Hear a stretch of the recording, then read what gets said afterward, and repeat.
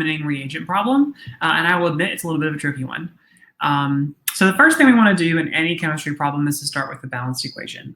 And so here we're going from sodium chloride and H2SO4 to HCl and sodium sulfate. So quickly balance this like that.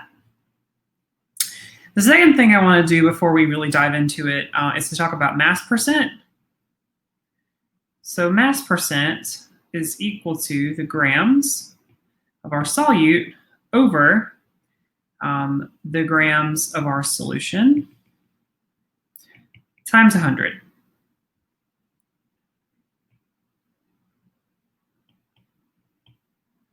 Times 100. So really what we need to do anything in stoichiometry is to find out how many moles we're dealing with. Well, we only have liters, so really what we need is this grams of solute in order to convert grams to moles.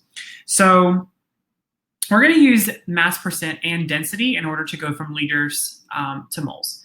So we know that we have 2 liters of solution and that the density of the solution is 1,800 grams in 1 liter. So your liters cancel out. And so from this, we know that our solution weighs 3,600 grams. Our 2 liters of solution weighs 3,600 grams. So from that, we plug that directly into this mole or this mass percent equation, and we get, we can write, if we know that our mass percent is 87, we can rewrite that as 0.87. So we can do 0.87 equals grams of solute over 3,600. And then we can just simply multiply to get our grams of H2SO4, which is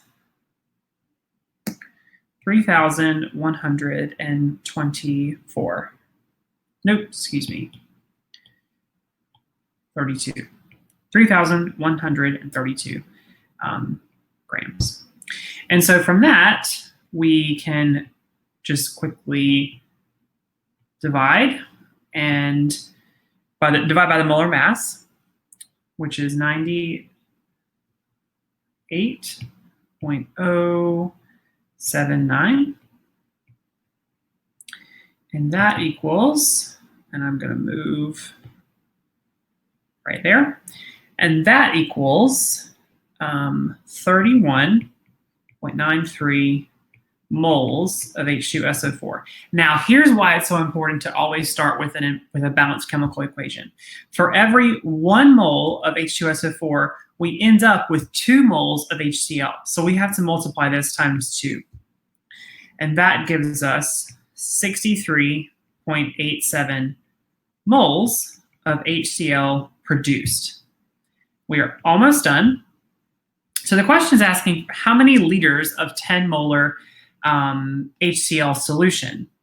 So we can rewrite this and simply cross multiply to get our answer. Nope, not moles, liters.